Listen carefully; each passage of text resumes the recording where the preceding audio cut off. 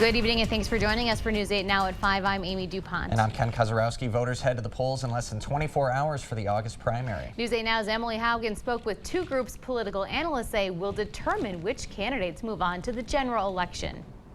Amy and Ken, with Ronkine's seat up for grabs, the National Journal reports that the 3rd congressional district seat is most likely to flip. Analysts believe two groups of voters will decide, women and students. Both are working to mobilize their bases.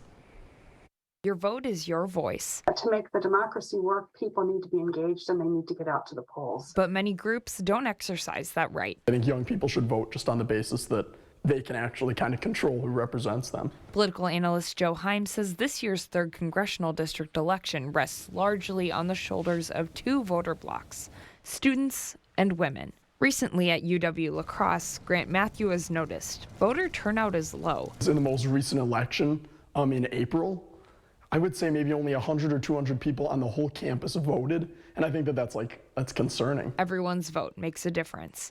In the La Crosse area, League of Women Voters President Robin Schmidt says female voters are engaged. Even in the February election, I believe we were seeing turnout in terms of 40-some%. Primaries play an important role in future elections. You feel strongly about certain issues and you feel strongly about particular candidates, you need to get out in the primary to vote. UW-La Crosse has a nonpartisan election engagement team. They share posts and hold events to get students engaged in democracy. Matthew, a member of College Democrats, says his group does too. In terms of student association, I guess we try to get people registered to vote and some get out the vote drives in the past few years. The League of Women Voters works to encourage more women to go to the polls. We have yard signs that say everyone vote scattered throughout the community. Working to make sure every voice from every background is heard.